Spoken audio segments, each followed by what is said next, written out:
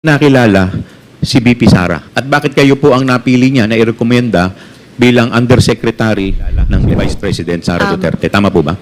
Kilala naman po, kilala Your na po Honor, ninyo. kasi she studied this. Okay. Yes, Mr. So ang Chair. tanong ko po, bakit po kayo ang naging head ng procuring entity? Bakit kayo po ang napili? I think it's Just answer us truthfully, Miss Gloria Mercado.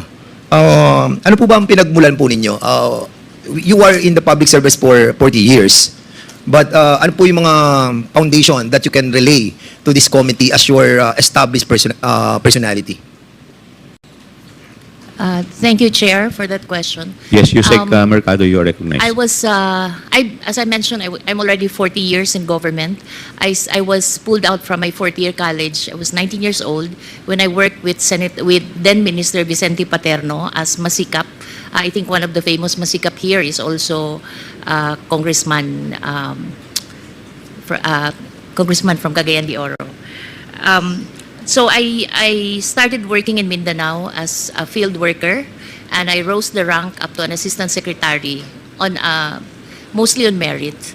And then I had my PhD in Mainland China Studies. So when I got back, I was asked by Secretary Bert Gonzales to join him in the National Security Council, and that's where I was totally grounded on social democracy and being able to work well with the countryside and the other sectors. So in other words, Mr. Chairman, your foundation of your having served for 40 years in the public service is Social Democrats. Yes po, sir. Mr. Chairman, kasi yung pong mga Social Democrats, yung pong equality, no? Like Sweden, Norway, and the different part of this world adhere to this social democracy, which establishes a fairness and equal rights for every citizen of their country. And I heard that, correct me if I'm wrong, Madam Gloria, were you tapped on the Yolanda rehabilitation on the capacity building of the different LGUs by former Senator Ping Lacson? Yes po, sir. Bakit po kayo tinap ni Senator Ping Lacson? What is your credibility and your capacity to lead yung sa Yolanda rehabilitation? I was actually wearing two hats, Mr. Chair. The first one is I was the commander of the Naval Forces Reserve, Eastern Visayas. I'm a commodore po of the Philippine Navy Reserve. So reservist po kayo ng Yes ng po, Navy? sir. Yes, sir. And second is that I was the Senior Vice President and Dean of the Development Academy of the Philippines. And we were asked by Senator Ping Lacson, of then Presidential Advisor for the Yolanda Rehabilitation, to develop a course for the 179 municipalities and towns that were affected by which we call the Yolanda Corridor. So we customized a program for them, and they didn't come up with a thesis. It's a master's degree. What came out, each of the planner will come out with a new town plan that is on a build better framework. So in other words, Madam Chair, Mr. Chair pala, and Madam Gloria, yung buong trabaho po ninyo para maintindihan po ng in a layman's term, no, yung naging trabaho nyo as Senior Vice President po ba kayo ng Development Academy of the Philippines? Yes po. If I may, no, ito po bang trabaho nyo dito, kung ilalagay po natin para mas maintindihan natin, kayo po yung nagte-train para dun sa mga career executive. Am I correct? Yes, Mr. Chair. So in other words, your capacity as one of the pillars of the Development Academy of the Philippines is to give ammunition to those affected doon sa Yolanda strategy. Is that correct? Yes, Mr. Chair. Were you also a pioneer nung tinatawag natin sa Development Security Program for the Command and General Staff ng College ng Armed Forces of the Philippines? Yes, Mr. Chair. Were you a part of it? Kasi as also a reservist po, I realized that yung nag-aaral sa Command and General Staff College, they only get a certificate of a Command and General Staff course. So naisip namin sa DAP is to twin a program. We expanded the training so that pag-graduate nila sa Command and General Staff College, hindi lamang sila certified of the Command and General Staff course, meron din silang Masters in Public Management, Major in Development and Security. Ang tinuturo po namin, Mr. Chair, is for the armed forces to be able to work properly in the ground, especially with the NGOs and the local government units. Okay. Aside from that, somebody texted me as well. They saw you on the live stream of the House of Representatives, and they're telling me that you are a senior fellow of the Philippine Public Safety College, wherein I'm going to graduate on Friday. Yes, sir. Are you a dean of the PPSC? No, sir. We helped develop the program. So I chair the advisory committee. So you created the program that we are that Yes, will yes, being sir. taught to us.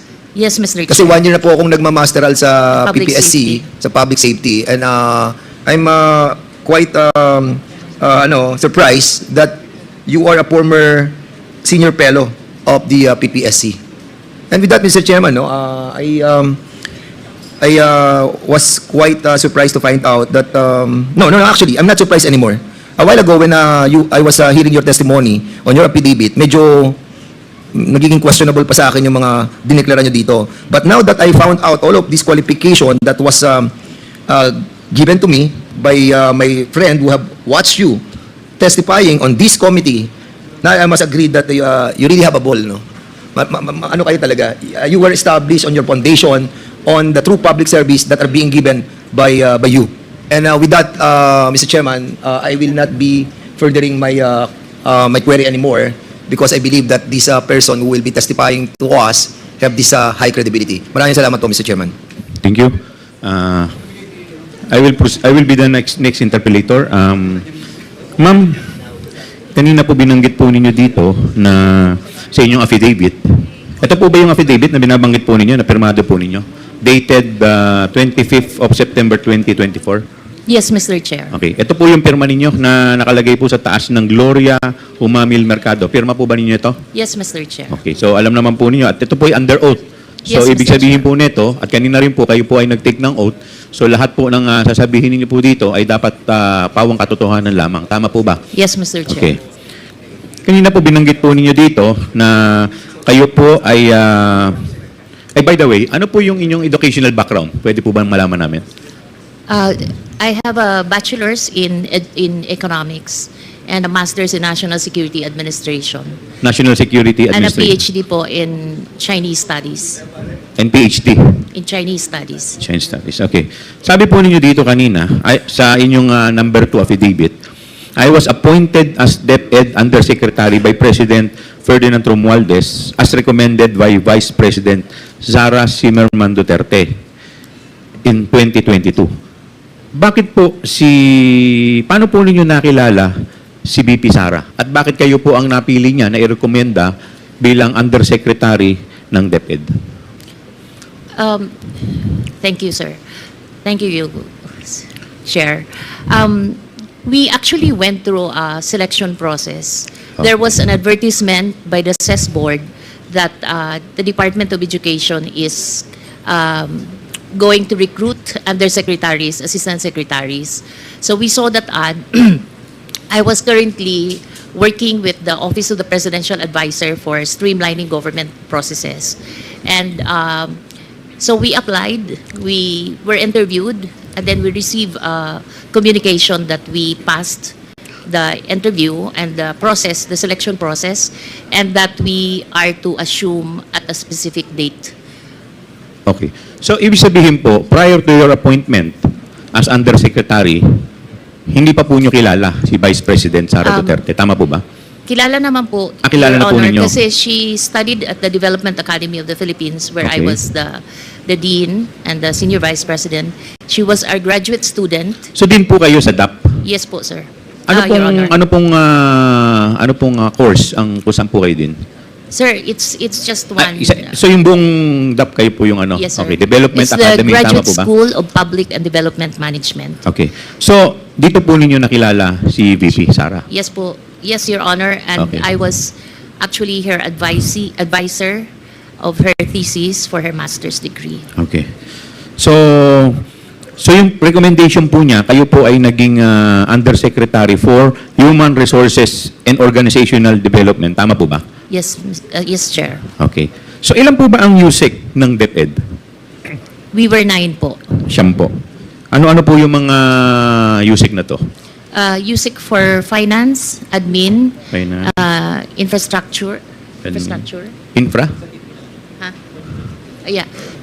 We were admin, finance, curriculum, Human Resource and Organizational Development. At pakilakasan po, Human Resource and Organizational Development, Operations, Planning, Procurement, and the procurement. Chief of Staff. Sir, the USEC for Procurement was a product of an organizational review which we did when we came into into DepEd. Okay. So, as USEC for Human Resources and Organizational Development, kayo rin po ay na-designate as head ng procuring entity. Only in 2023, sir. February 2023. So, dalawa po yung function ninyo. USEC po kayo ng Human Resources and at the same time, kayo rin po ang head ng procuring entity. Tama po ba? Yes, Mr. Chair. Okay. Bakit hindi po yung USEC for procurement ang head ng procuring entity or ng HOPE? Bakit po yung sa human resources po? Kayo po, yung opisina po ninyo, ang pagkakaalam ko sa human resources, kayo po yung sa mga recruitment ng tao, tama po ba? Yes, Mr. Chair. Yung po yung trabaho ninyo, tama po ba? Ang trabaho ko po, Mr. Chair, is human resource. Then I have the National Educators Academy of the Philippines and the Teachers Excellence Council. Tama po. There's 1.1 So in short billion. po, yung trabaho ninyo has nothing to do with procurement. Yes, Okay. yes, Mr. So ang Chair. tanong ko po, bakit po kayo ang naging head ng procuring entity? Bakit kayo po ang napili? I think it's a trust. It's a trust. So, kasi pwede naman yung finance, pwede naman po yung admin, tama po ba? Okay. So, it's a trust. Okay. Thank you po. So, kanina po, binanggit po ninyo dito sa inyong paragraph 3 ng affidavit ninyo, sabi nyo, as one of the signatories of DepEd checking account, alongside USEC, Annalyn Sevilla, I signed check related to the department's confidential fund and recall that each one amounted to 37,500,000. So ito pong 37,500,000, ilang beses po kayong nagpirma ng cheque in connection dito sa 37,000? Ilang 37,500,000 pong cheque ang napirmahan po ninyo? Habang HOPE po kayo? Mr. Chair, I'm not very sure if it's 2 or 3. Okay. It should be around that. 2 or 3. So more or less, mga nasa 54 million ang napirmahan po ninyo. Tama po? Yeah, but separate checks. Apo, dalawang check na worth 37 times 74. Apo. Now, sabi po ninyo sa paragraph 4, between February 2023 to September 2023, I received a total of 9 envelopes labeled HOPE. My current position in DepEd during that time. Ano Concurrent. po? Tama po ba? Concurrent position. Yes. Your Honor. So tama po ba itong sinabi ninyo?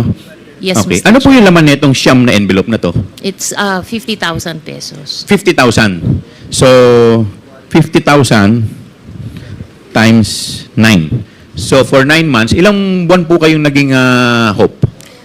9 months? May I explain that? Yes, please. I've been receiving that envelope, but I never opened it while I was at DepEd. Some of my friends, when I left, we saw that those envelopes still intact, not opened. So I actually didn't know how much money there was in each of the envelope.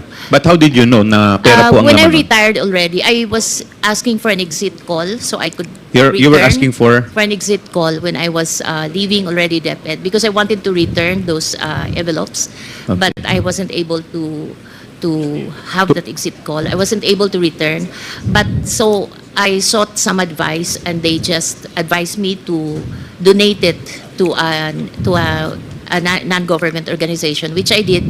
And that's the only time that I opened those envelopes in front of the people that I was donating it. And it was 50,000 per envelope. So 50,000 times 9. It's 450 po. And 450. They issued me a receipt for that 450. Okay. Sino po nag-issue ng receipt? Yung the one who, it's an na- NGO that I Okay, donated so yung the money. pinag-donate po ninyo. Yes. Do you have that receipt? Yes, sir. Thank Yes, you. Your, Can we yes, have a Mr. copy Chair. of the receipt, Yes, ma'am? Mr. Chair. Thank you po. So, buwan-buwan po, nakakatanggap po kayo ng 50,000 at sinasabi po netong si Assistant Secretary Sunshine Fajarda sabi po ninyo sa kanya, itong envelope na to ay galing po from the Office of Vice President SARA Duterte o galing kay BP. So, ano po ba ang trabaho nito ni Assistant Secretary? She used to be the head executive assistant. Heya. And then, yes, and then she became an assistant secretary. Okay. At ang asawa po niya, sabi po ninyo dito, si Edward Fajarda, siya naman po ang Special Disbursement Officer. Tama po ba? Yes. Okay. So, ibig sabihin po, itong mag-asawa po, si Sunshine Fajarda at si Edward Fajarda ay very close po talaga sa Vice President. Tama po ba? Masasabi po ba ninyo na very close sila? I couldn't say that po. Pero the fact na si Sunshine Fajarda ay Heya, so siya po yung laging kasama. Tama po ba?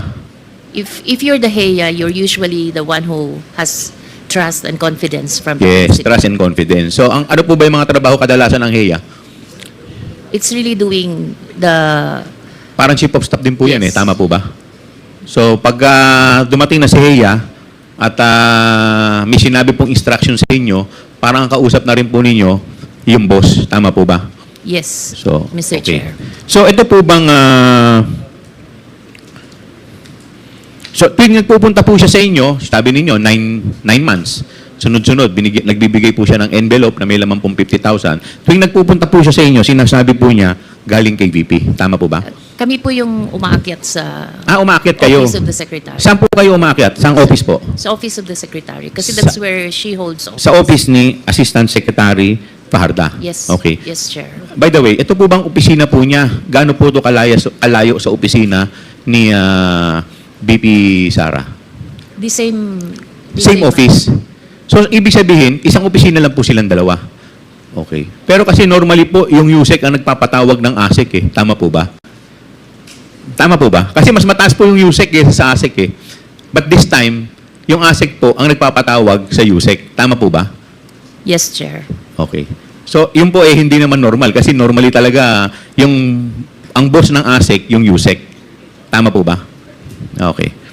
So, the fact na kayo po ay pinatatawag ng ASEC, eh, ibig sabihin po talaga, eh, talagang very close at talagang parang very close siya sa secretary. Tama po ba? Parang alter ego po siya. Okay. Yung, pakidescribe nyo nga yung opisina ng Office of the Vice President at saka ito pong opisina ni Assistant Secretary Sunshine Fajarda. Ano po ba yan? Kunyari, halimbawa, ito po, isang opisina to.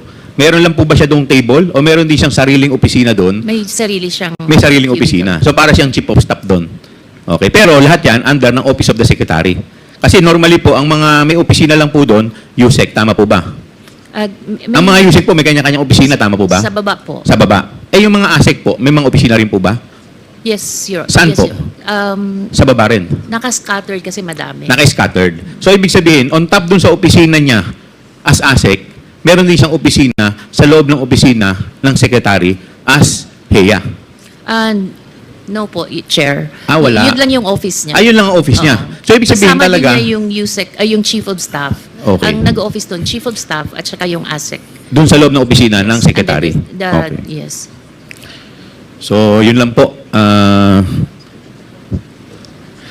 Salamat po. Yes, with the indulgence of Congresswoman Luistro, the Chair would like to recognize Congressman J. Konghon. In connection lang po, ma'am, doon sa tanong ni Chair. Tanong ko lang po, ma'am, nung naramdaman niyo po na may nag-aabot po sa inyo ng sobre, buwan-buwan, ano po ang pakiramdam niyo? Bakit hindi niyo po binuksan? I must admit that I was uncomfortable with those envelopes, but parang ang hirap din kasi I'm not sure if others are receiving. Parang ang hirap din I didn't know if others are receiving. I cannot say.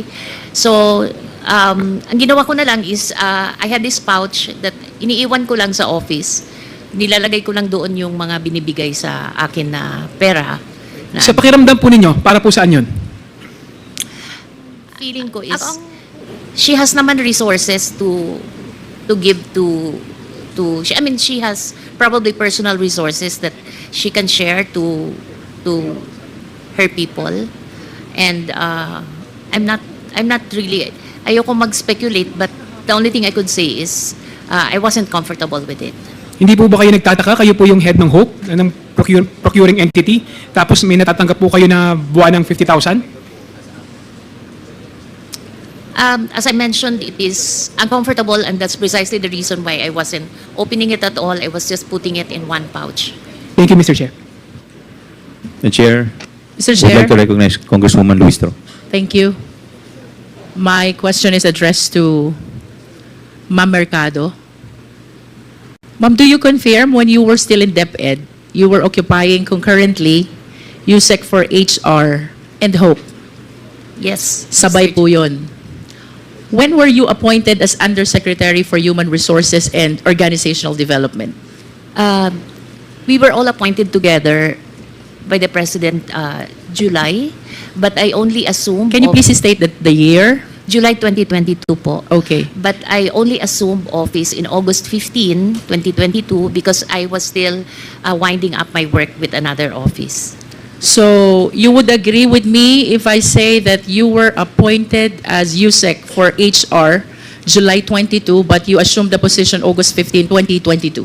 Yes, With Mr. respect to Chair. your appointment as head of procuring entity, kailan po kayo na-appoint? That's February 2023. February 2023. Let's go back to your appointment as USEC for HR. From August 15, 2022, kayo po ba ay pinaakyat din ni ASEC Sunshine to receive this envelope which you refused to open? Not on 2020. I don't recall 2022.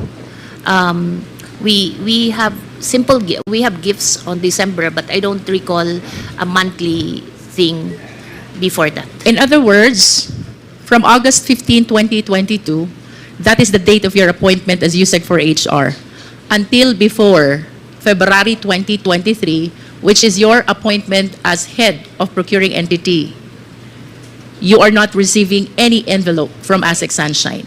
No. And you will confirm that this envelope started only when you were appointed as head of procuring entity.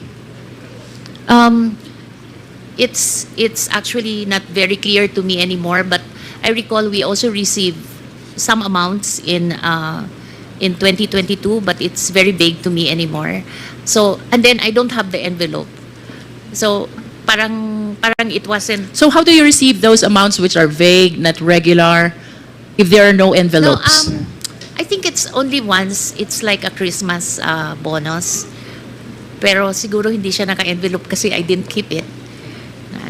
Tama po bang sabihin, ma'am, na yun pong regular monthly envelope which you later on found out contains 50,000 per envelope ay nag-umpisa lamang nung kayo na-appoint as head of procuring entity?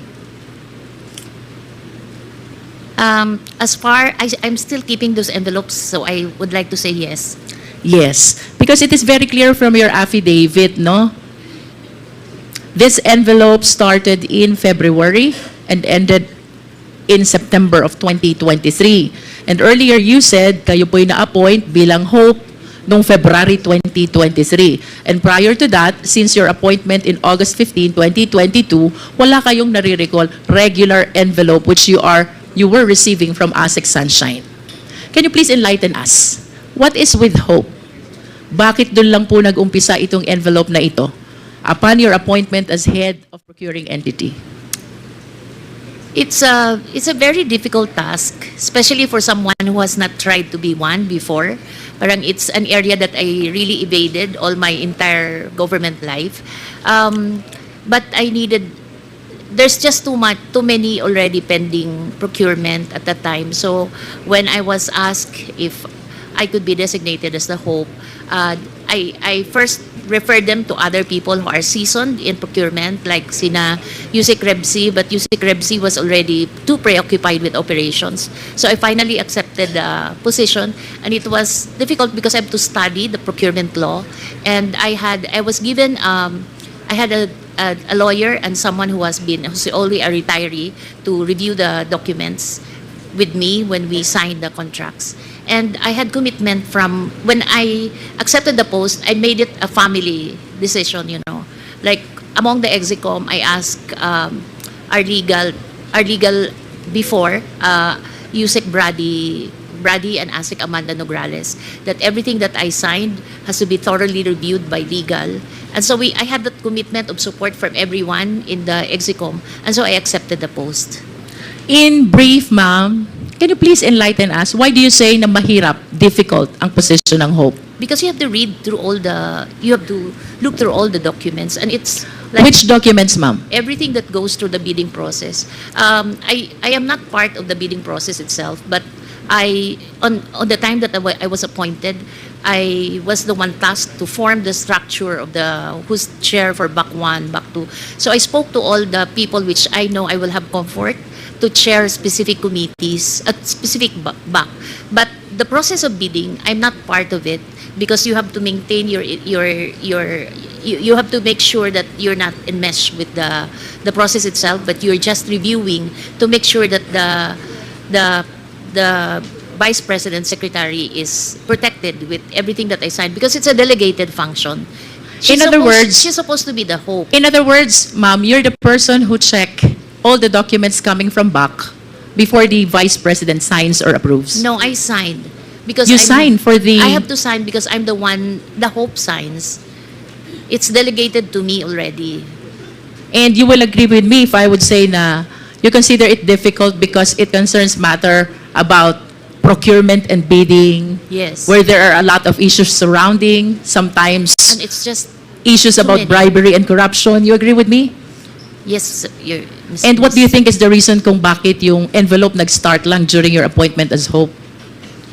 I think Bakit it's- po walang envelope nung HR pa lang kayo? Tapos biglang nag-envelope nung naging Hope kayo?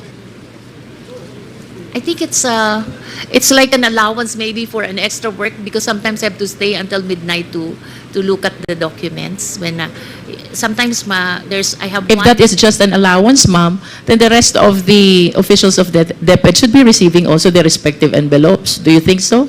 Don't you think so, ma'am?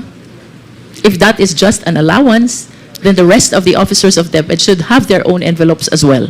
Mr. Chair, that's precisely the reason why I did not open any of it. I Because that was understand. very uncomfortable on my I understand.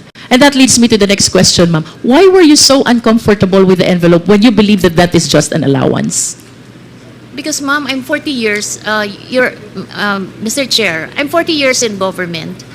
The only time I have an ombudsman case is when I advised my principal not to sign an importation, when I was the deputy cabinet secretary, and I advised my principal not to sign an importation because there was no rice crisis. That's my only ombudsman. I have to protect that name. Self-made po kami. I come from Samar. I was a scholar since I was grade 1 until I took my PhD. So I have all reasons to protect my name, Your Honor. And I'm in the home stretch of my career, and then I'm being thrown into that position, which I have no control because I'm only studying it. So that's my. Ma'am, I wish to remind you of the terminologies which you mentioned already, with all due respect po sa inyo, no? Because I want to elicit this information from you. Kanina po sabi nyo, the position, the job of Hope is very difficult. Do you confirm? Yes. Yes. And you did not open the envelope because you feel so uncomfortable. Do you confirm? Yes. And then recently you made mention na it was only once that I had this case with the ombudsman. Do you confirm? Yes, ma'am. And you also made mention that you wish to protect yourself. Do you confirm? Yes. And the Mr. reason, Chair. ma'am, is because you believe that that envelope is a bribe. Do you agree with me? Because I'm a- otherwise, you will not appreciate the job as difficult. You will not uncomfortable opening what you believe is allowance. You will not be thinking about the ombudsman case. You will not be thinking about protecting yourself. The reason why you are considering all these concerns is because you believe that the envelope is a bribe. Do you agree? Yes or no, ma'am? It's kind of harsh word to use, bribe, because if Or should I say, it is a means to influence your decision being the hope? it could be. You said yes to that? You said it could be. Could be. I wish to manifest, Mr. Chair, that on the story, on the narration of the resource speaker about this envelope, she received and she refused to open until the same is donated from February 2023 to September 2023 is a means actually to influence the decision of our resource speaker being the one who approved all the decision of the BAC in behalf of the DepEd Secretary. Tama po ba, ma'am? There was only one instance that I could recall na but there was no one spoke to me about well, there was an instance where I tried to let a bidding lapse, but